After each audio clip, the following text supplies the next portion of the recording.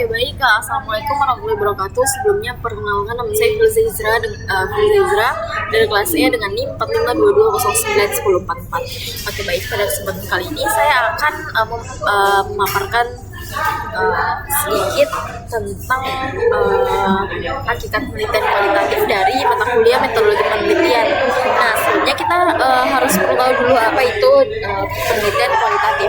Nah, untuk mengadakan pengkajian yang lebih luas tentang penelitian ini, perlu kiranya yang dikemukakan definisi berdasarkan pendapat para ahli. Nah, dan pendapat para ahli yang saya ambil di sini yaitu Bogdan dan Taylor. Nah, mereka mendefinisikan bahwa metodologi kualitatif ini sebagai prosedur penelitian yang menghasilkan data deskriptif.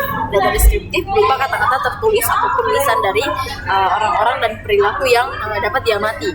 Oke. Nah, menurut mereka di sini pendapat ini dia diarahkan pada latar dan individu tersebut secara holistik atau utuh. Jadi dalam hal ini tidak boleh dia mengisolasikan individu ataupun organisasi ke dalam variabel ataupun hipotesis. Nah, tetapi perlu memandangnya sebagai bagian dari suatu keutuhan. Oke. Yang kedua ada karakteristik penelitian kualitatif. Nah, masing-masing dari jenis penelitian memiliki karakter ataupun ciri dari masing-masing penelitian tersebut. Nah, sesuai dengan karakternya dia menunjukkan arah dan tujuan dari penelitian tersebut. Oke. Dalam penelitian kualitatif ini hasil penelitian perpustakaan dikemukakan bahwa Bogdan dan Bigland dalam Maleong 2009 ini dia mengajukan 5 ciri, sedangkan Lincoln dan Kuka dia membuat 10 buah ciri penelitian kualitatif. Nah, uraian di bawah dia merupakan hasil pengkajian dan sintesis oleh beliau kedua versi tersebut. Nah, yang ketiga, dalam karakteristik ini ada latar alamiah. Yang kedua, manusia sebagai alat. Yang ketiga, metodologi kualitatif. Yang keempat, analisis data secara induktif. Yang keenam, teori dari dasar. Yang ketujuh, ada deskriptif. Yang kedelapan, ada lebih mementingkan proses dengan hasil daripada hasil. Selanjutnya adanya batas yang ditentukan oleh fokus. Nah, selanjutnya adanya kriteria khusus untuk keabsahan data. Nah, ada juga desain yang bersifat sementara dan yang terakhir hasil penelitian dirundingkan dan disepakati bersama. Oke, nah selanjutnya ada prinsip-prinsip dari penelitian kualitatif. Oke, nah prinsip-prinsip yang akan dibahas di sini adalah prinsip dalam perumusan masalah. Prinsip-prinsip dalam perumusan masalah ini dimaksud untuk menjadikan pedoman atau pegangan para peneliti dalam rangka merumuskan masalah. Nah, prinsip-prinsip ini dia perumusan masalah dalam penelitian kualitatif menurut Maleong secara berturut-turut diuraikan sebagai berikut. Nah, yang pertama ada prinsip yang berkaitan dengan teori dari dasar. Yang kedua, prinsip berkaitan dengan maksud perumusan masalah. Yang ketiga ada perumusan hubungan faktor. Yang keempat fokus sebagai wahana untuk membatasi studi. Yang kelima ada prinsip yang berkaitan dengan kriteria inklusi dan eksklusi. Nah, yang keenam ada prinsip berkaitan dengan bentuk dan cara perumusan masalah. Yang ketujuh ada prinsip yang berhubungan dengan posisi perumusan masalah. Yang kedelapan prinsip yang berkaitan dengan hasil penelaahan kepustakaan. Yang kesembilan prinsip yang berkaitan dengan penggunaan bahasa. Itu yang terakhir prinsip yang berkaitan dengan penggunaan bahasa. Nah, selanjutnya ada prosedur dalam penelitian kualitatif. Nah, ada pun tahap-tahap penelitian kualitatif yang dilakukan sebagai berikut. Yang pertama ada tahap pralapangan. Nah, dalam sini menurut Maleong ada 6 tahap kegiatan yang harus dilakukan peneliti, yaitu yang pertama menyusun rencana penelitian, memilih lapangan penelitian, mengurus perizinan, menjajaki dan menilai lapangan, memilih dan memanfaatkan informan, menyiapkan kelengkapan penelitian, persoalan etika penelitian. Itu saja yang terakhir persoalan etika penelitian. Selanjutnya ada tahap pekerjaan lapangan. Nah, di dalam tahap pekerjaan lapangan ini yang pertama ada memahami latar penelitian dan persiapan diri. Yang kedua ada penampilan penelitian. Yang ketiga pengenalan hubungan penelitian lapangan. Yang keempat ada jumlah waktu penelitian. Oke, itu saja 4 tahap pekerjaan lapangan. Nah, selanjutnya ada memasuki lapangan. Yang pertama ada keakraban hubungan, mempelajari bahasa dan terakhir peranan penelitian. Nah, yang keempat ada berperan serta sambil mengumpulkan data. Nah, yang pertama itu pengarahan batas waktu penelitian. Yang kedua mencatat data. Yang ketiga petunjuk tentang cara mengingat data. Yang keempat kejenuhan, keletihan dan istirahat. Yang kelima meneliti suatu latar yang ada di dalamnya terdapat pertentangan. Yang keenam dari terakhir analisis di lapangan. Oke, selanjutnya ada analisis dan interpretasi data. Nah, analisis data seperti yang diuraikan dalam tahap penelitian di atas, baik pra-lapangan maupun setelah penelitian di lapangan.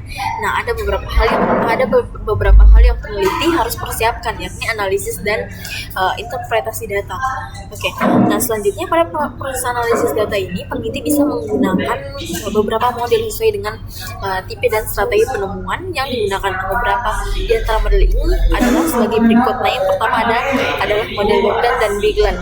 Nah, yang kedua ada model Miles dan Huberman. Yang ketiga ada model Spradley. Yang keempat ada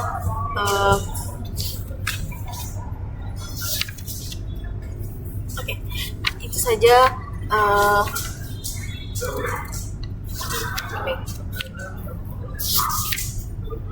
Nah, selanjutnya ada strategi analisis data. Strategi analisis data deskriptif kualitatif ini pada dasarnya dia memiliki kesamaan dengan desain deskriptif kuantitatif. Nah, seperti yang dijelaskan di atas, perlu ditegaskan lagi bahwa desain deskriptif kualitatif ini dia biasa disebut pula dengan kuasi kualitatif atau desain kualitatif semu. Nah, oleh karena itu desain strategi ini dia belum benar-benar kualitatif karena konstruksinya masih dipengaruhi oleh tradisi kuantitatif. Nah, terutama dalam penempatan teori pada data yang diperoleh. Strategi analisis data kualitatif verifikatif. Strategi analisis data ini dia merupakan sebuah upaya analisis induktif terhadap data penelitian yang dilakukan pada seluruh proses penelitian yang dilakukan. Nah, oleh karena itu format strategi analisis data ini penelitiannya secara total berbeda dengan format penelitian kuantitatif atau bahkan kualitatif verifikatif. Nah, format penelitian kualitatif ini dia lebih awal memperoleh data sebanyak-banyaknya di lapangan. Nah, dengan mengesampingkan peran teori atau sebagaimana desain deskriptif kualitatif menggunakannya sebagai alat utama analisis. Nah, analisis. Walaupun demikian, teori bukanlah sesuatu yang tidak penting dalam format ini. Oke, selanjutnya ada strategi grounded research. Nah, format analisis di atas ini bertolak belakang dengan format desain grounded research, di mana format ini dipengaruhi oleh pandangan bahwa peneliti kualitatif tidak membutuhkan pengetahuan dan teori tentang objek penelitian untuk mensterilkan subjektif peneliti. Nah, maka format desain grounded research ini dia dikonstruksi agar peneliti dapat mengembangkan semua pengetahuan dan teorinya setelah mengetahui permasalahan serta data di lapangan. Selanjutnya ada metode analisis data kualitatif. Nah, dilihat dari tujuan analisis, maka ada dua hal yang ingin dicapai dalam analisis data kualitatif ini, yaitu yang pertama, menganalisis proses berlangsungnya suatu fenomena sosial dan memperoleh suatu gambar yang tuntas terhadap proses tersebut. Yang kedua, menganalisis makna yang ada di balik informasi, data, dan proses pada suatu fenomena tersebut. Selanjutnya ada interpretasi data. Nah, interpretasi data di sini merupakan upaya untuk dia memperoleh arti dan makna yang lebih dalam serta luas tentang hasil penelitian yang sedang dilakukan. Pembahasan hasil penelitian ini dilakukan dengan cara meninjau hasil penelitian secara kritis dengan teori yang relevan ataupun informasi yang akurat. Nah, dan juga yang diperoleh dari lapangan. Oke. Selanjutnya ada pelaporan temuan. Nah, fungsi, jenis, dan bentuk dari hasil laporan penelitian. Nah, hasil daripada setiap penelitian adalah dia membuat laporan hasil penelitian. Penulisan laporan hasil penelitian ini berfungsi untuk memenuhi beberapa keperluan. Nah, yang pertama, di perguruan tinggi laporan hasil penelitian dia dimanfaatkan untuk keperluan akademis. Yang kedua, dimanfaatkan untuk keperluan perkembangan ilmu pengetahuan. Yang ketiga, keperluan lembaga masyarakat, lembaga pemerintahan, ataupun lembaga bisnis tertentu. Yang keempat, ada keperluan publikasi ilmiah. Oke, selanjutnya ada kerangka dan isi laporan. Isi dan bentuk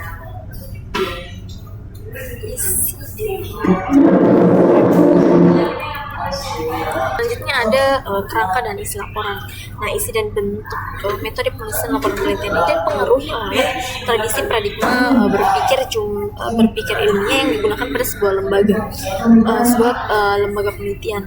Walaupun isi laporan penelitian cukup beragam dalam setiap cabang disiplin ilmu pengetahuan, namun secara umum ada kesamaan metodologis yang digunakan pada setiap cabang disiplin ilmu.